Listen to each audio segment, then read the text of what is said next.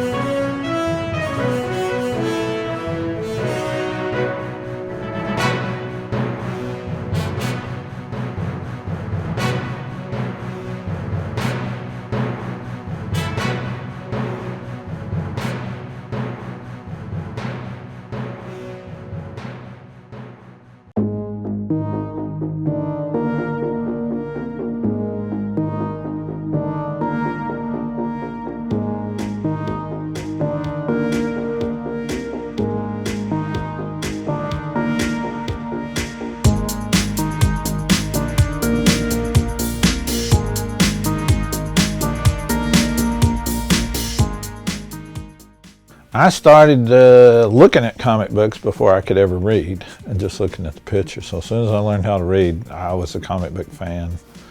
Marvel pulled me in with the Stan Lee and Jack Kirby stuff back in the 60s, and I was just a hardcore fan. Collected, chased the stuff around, went to people's houses and bought old comics and things.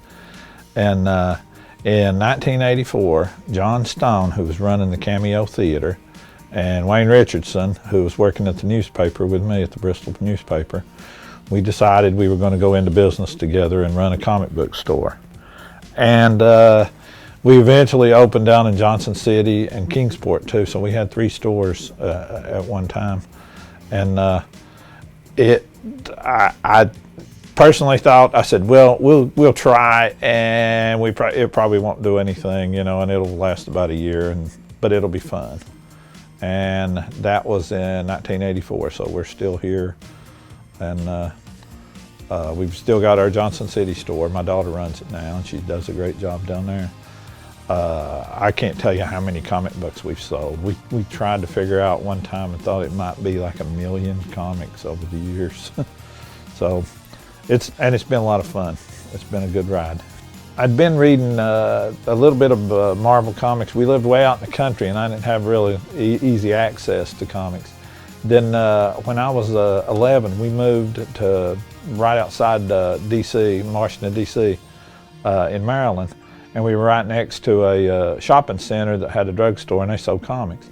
And I went up the Saturday that we'd moved in like a Monday, so that Saturday I bought X-Men number 11 and Avengers number 14, and that was it.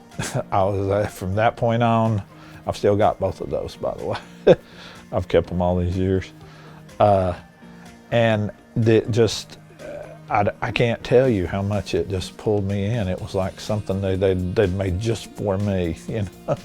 Everything, I loved everything about it. I loved the art. I would sit and study every panel, and I could tell you every artist, the name, the inker. I knew, read them over and over again. I knew everything about those, and it never got old. I never got bored with it. I still love it. I still read them and still enjoy them. So, and probably will till the day I die. It's a good life if it's something you really love. Then you can still keep on doing it. I always said the Fantastic Four #1 would be that was my holy grail. And a guy from Marion brought one in, but it was in really bad shape. And I went back and forth like 2 or 3 weeks. I said, yeah, you know, I want it. And then if it was just in a little better shape. And finally I sold it to somebody, and I said, another 30 years, somebody will bring in another one. You know? So I didn't even get the one that I'd always looked for. Well, yeah, they are pretty valuable. When I first started collecting them, though, the value didn't enter into it. It was just I wanted to read them. And my goal was to get Fantastic Four #1 and everything after that all the way up, and have all the Marvel comics from that point up.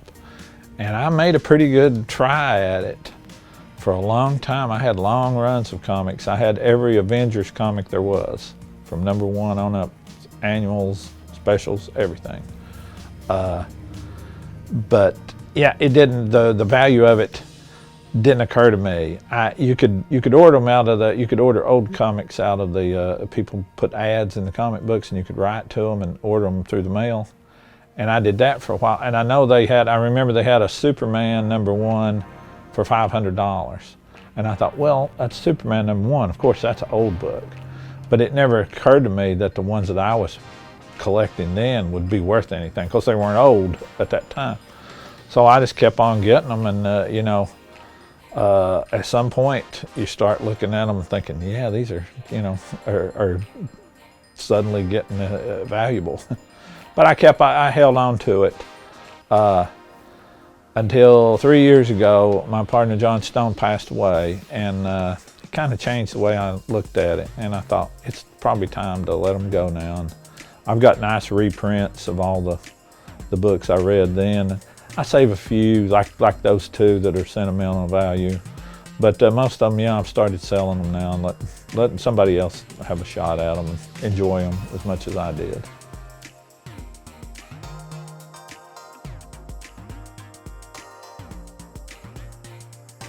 I always tell people, just get something you love to read. If it, don't worry about the value. If it goes up, that's great. And if it doesn't, you've enjoyed reading it. And I have kids I have one kid makes his own comic book, the Zombies of Appalachia, it's called. And he's, I enjoy talking to them, and they're very enthusiastic. And that's part of the fun, is seeing them come in and get all excited over the new stuff.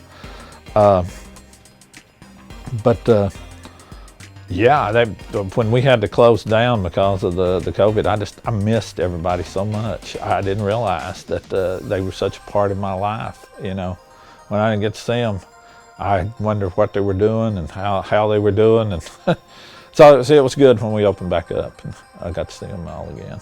I like them when they come in. We talk about the comics, and said, have you seen the latest the movie, the Star Wars movies and things, or the Mandalorian? Everybody's talking about that, and the WandaVision. Ask them what they think about the new DC stuff.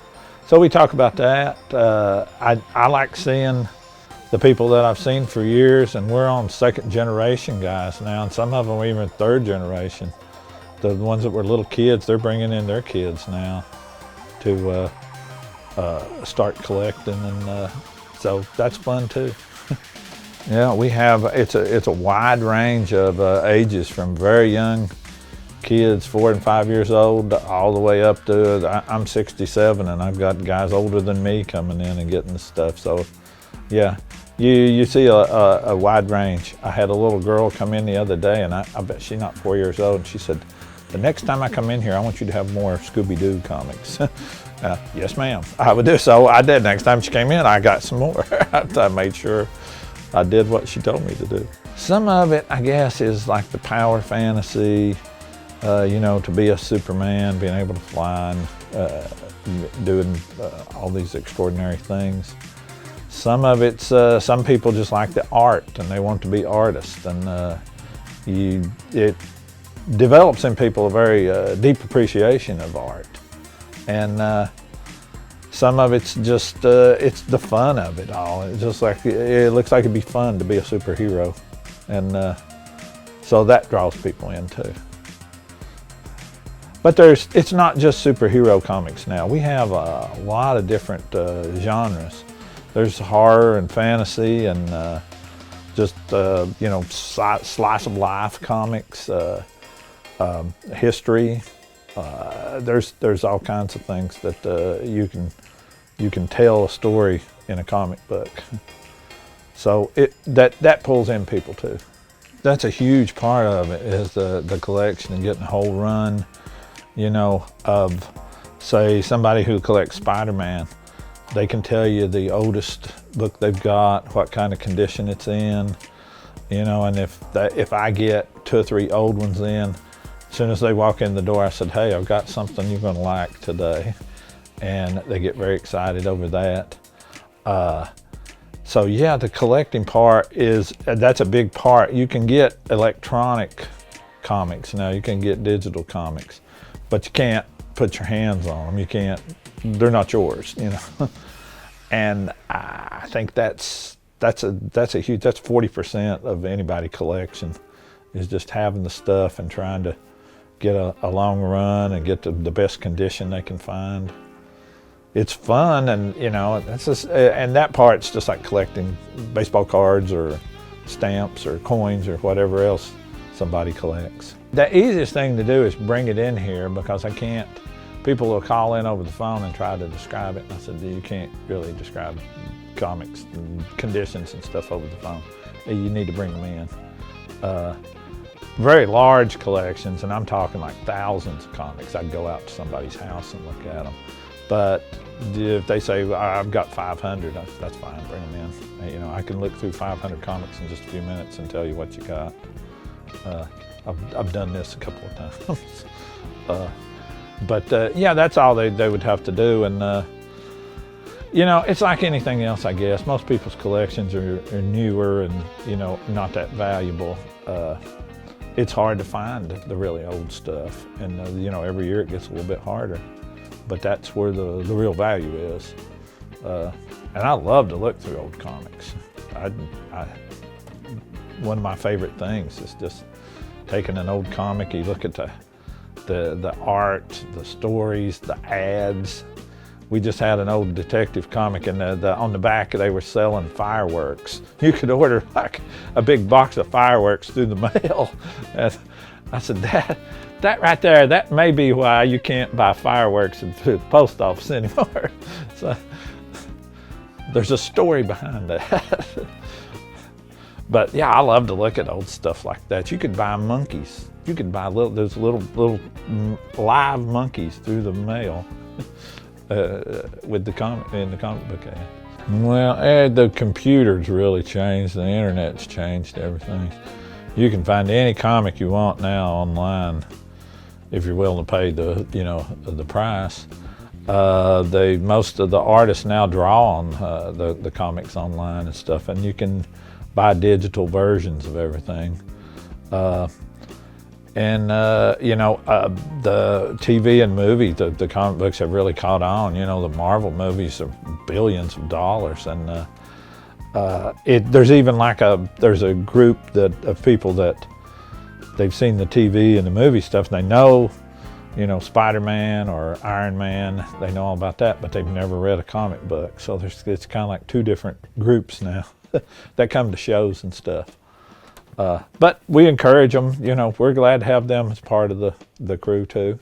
And maybe they'll get so interested they'll start trying some of the comic books. There are several companies that they look at them and the condition, you know, and what all's the little defects and how good they are. They grade them on a scale of 1 to 10, and they put them in a thick plastic package and put a seal on it. And the higher the grade, the more valuable it is, and that's mostly to sell online and stuff. But yeah, that's gotten to be a big part, and I think a lot of speculators and stuff are getting into it. But I don't particularly like to see them. I like to see the fans more than, you know, the people that actually like the books, and not somebody's just buying it as just like buying a stock or something on the stock market. I don't have a single slabbed comic of my own because you can't read them. You can only look at the front and the back. It's just like having a trading card. But yeah, I read everything I get.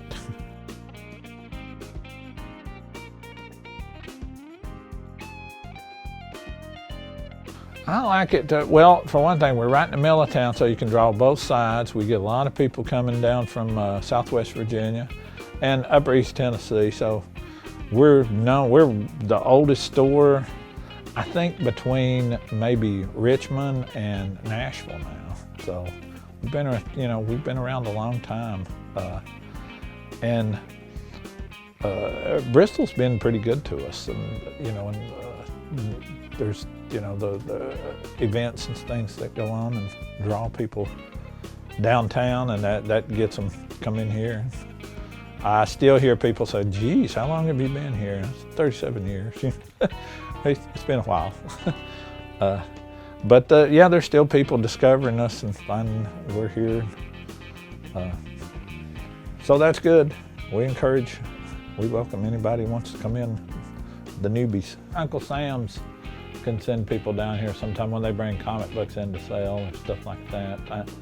We get a few, but not a whole lot. But yeah, I mean, I'll send somebody to a place if I know they're looking for something, or they'll be down here and they'll say, you know, what's a good place to eat? And so I'll send them to the Burger Bar or 620 or, you know, the Blackbird. I'm always happy to suggest the Blackbird if you want something sweet. Well, our big thing is the RobCon. It's named after me, even though I think it's kind of silly to name it after me, but we did call it the Bristol Comic Book Card and Game Show. So RobCon's a little more catchy. And we've had that every year since we started, one form or another.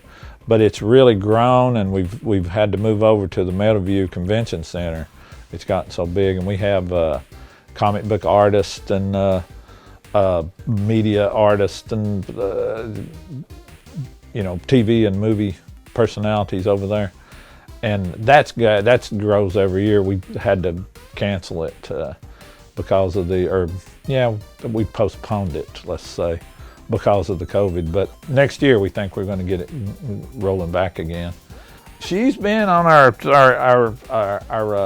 well, not her, but some of her ancestors have been on the RobCon T-shirt.